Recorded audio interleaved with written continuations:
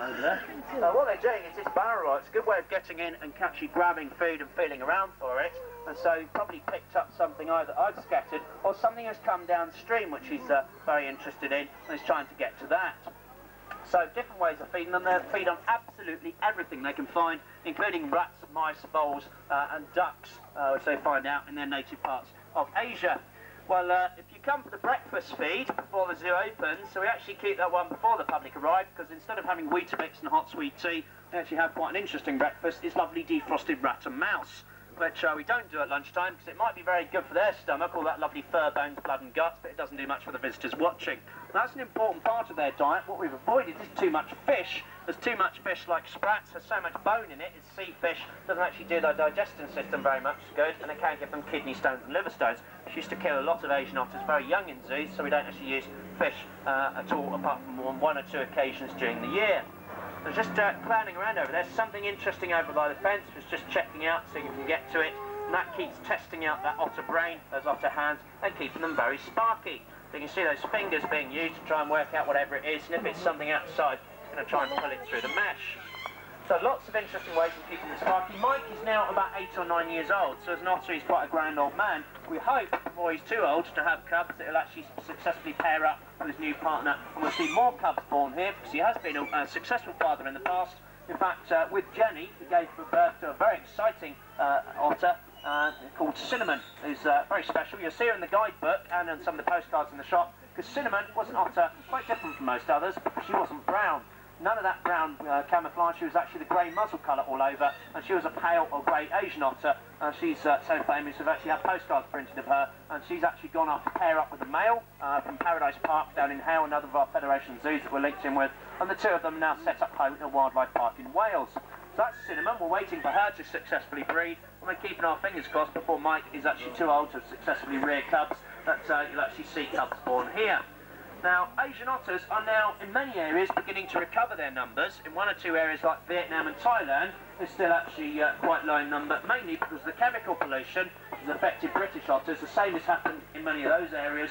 The worst case was Vietnam, where at the end of the Vietnam Wars, the Americans were losing. They started using some particularly nasty chemical weapons, basically spraying anything which moved in the rainforest and in the paddy fields, trying to actually wipe out the food supply and the hiding places of the Vietnamese troops, not realising they were doing massive damage to all the wildlife, and that's still happening. Those chemicals are still going through the food chain and still affecting not only the human population but also the otters. So a lot needs to be done to make sure the Vietnamese population of Asian otters survive. But in 50 years' time, if you can come back, hopefully when you look at that sign, it won't have the endangered symbol on it. Hopefully they will be out of the woods, but they'll still be in zoos, because most otters won't be out of endangered status by then. And these are very valuable for actually introducing otters to you, because most otters that you'll see, however rare, be curled up and asleep. You see a bundle of fur in straw, and it's very difficult to excite people about wanting to protect them. So that's the wonderful short-clawed Asian otter, smallest of the otter family, quite wonderful hands. They're just messing around with occasionally things which float downstream and some things which will drop in. They've now gone past the fooding, looking for food stage. They're now just messing around. And a couple of days ago we did actually see them successfully courting and mating. So we're keeping our fingers crossed that we'll actually see cubs. We hope that Mike's not too old to actually father another set.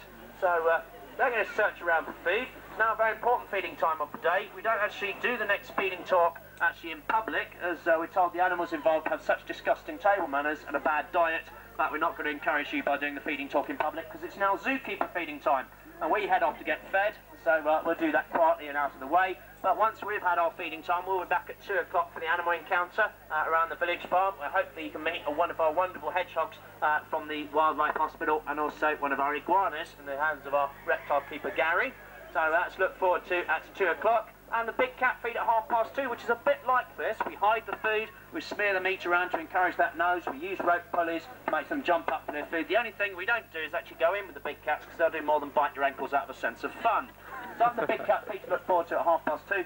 In just over 15 minutes' time, the tapir keepers told me they've actually finished the work on their section, so Roz will be down to introduce Tippy, our tapir, and some of the other South American animals just next door, very shy and secretive animals, so come along, find out more about Tippy. I'll be down there with Roz to tell you more about Tippy whilst you watch him have his lunchtime snack.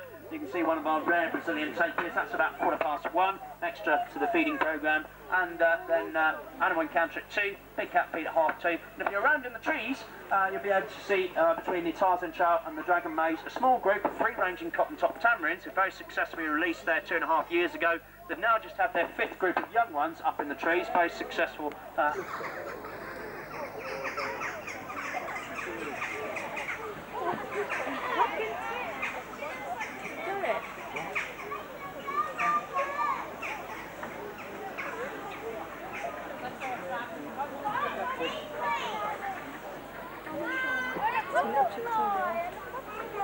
Oh, yeah.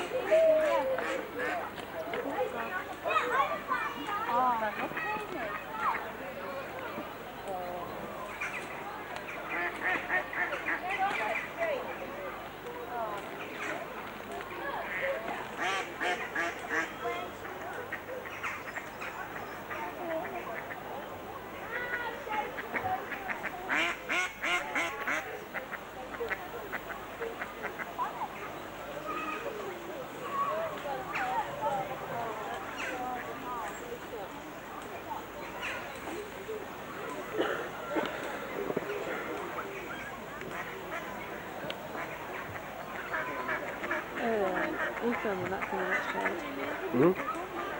You know that shed all you can see was like, I don't know what it was, it's from the out window and it's clean. Monkey. Monkey of some description.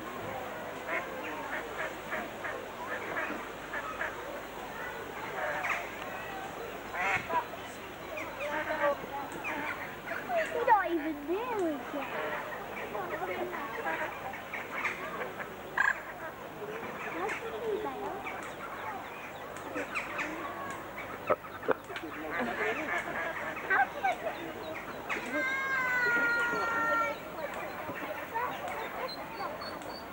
What's his mummy? Is he?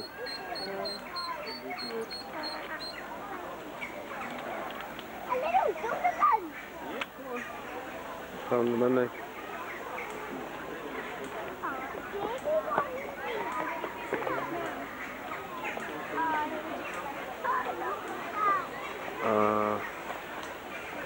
Found them.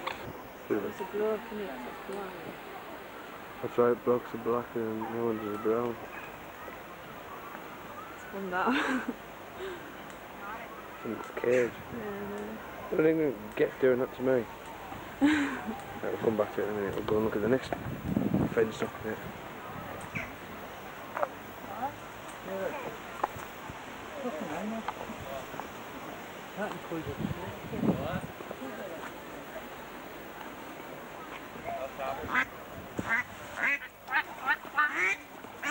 It's dead.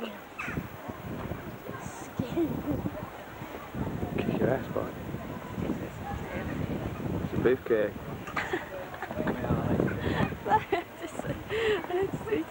Oh, the ducks are just like beefcake. I thought you were talking about that. No. Trying to get these exotic little beasts. That's something. No wonder they're away from the white ones, they're outcast. So the blacks don't like around here. So it's stuck with the other ducks. Stop. Oh, I thanks. don't know what this one is, but I'm a Charlie. You do. Get stuck. Oh, look, there's the black thing. There's a brown one. Think they'll spank the monkey? Mackerel, this is meant to be shown to people, you know. It's Yeah, just like a in all simple joke. sorts of... No, don't go around. No, go. Oh. How's your father? Big pink foot. Tall tale if ever there was one. Hang on, look, anything. T-Bob. Where's Pumbaa? It's a small one. Hakuna Matata. It's too mild,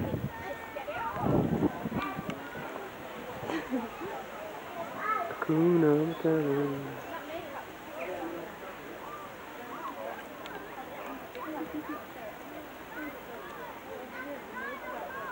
I'll put the zebra again, I'll see that for the show. Yeah.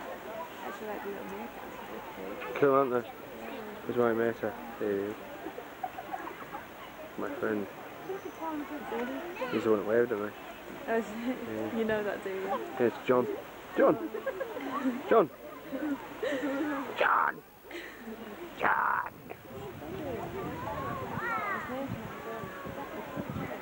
Huh? Hey, it's alright. Doing what? God, stick it out.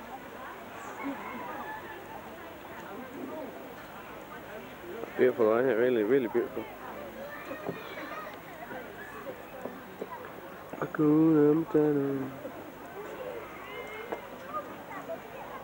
Blimey, it's Liam. Look at Liam faces. What the?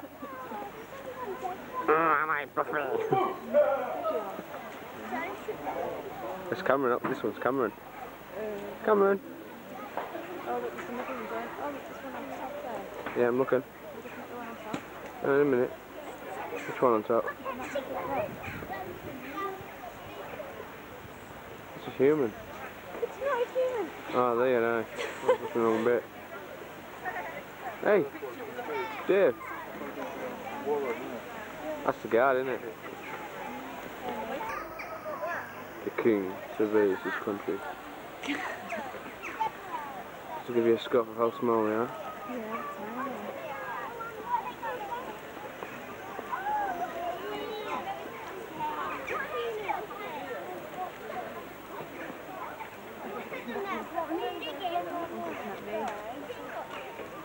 Alright, yours were Harold.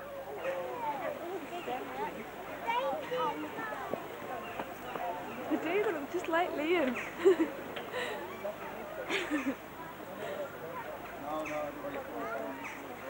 What is it though? He's still on top. Yeah.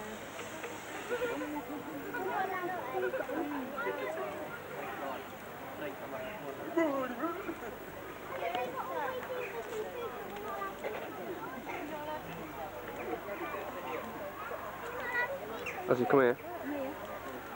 See what that meerkat is, watch what he does. I think they can get through under there, I think they can put underneath. They're not meant to be okay. Well, I think they can buddy through this. So much different. Inside the truck fence.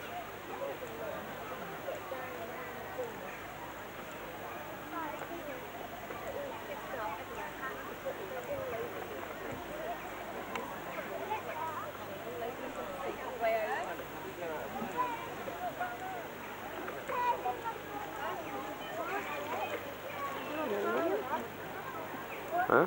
Hello, Liam. Hello, Liam.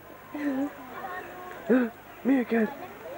Looks just like Liam, Calico.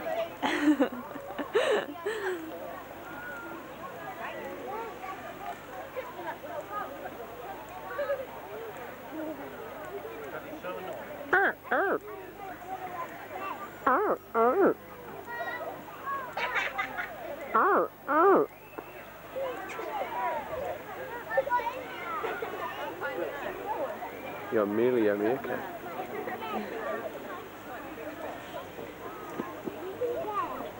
Oh, look, there's a parakeet.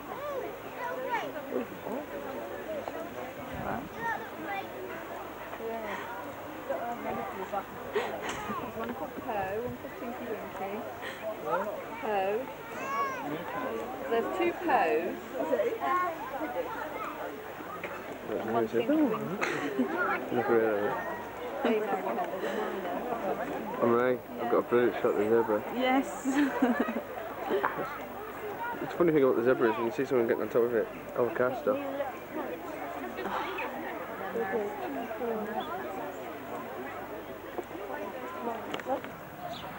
Oh, shit. Swan, I'm taping.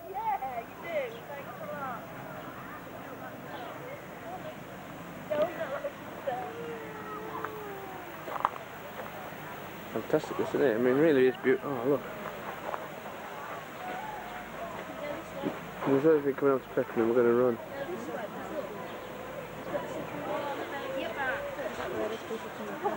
Hey? It's alright.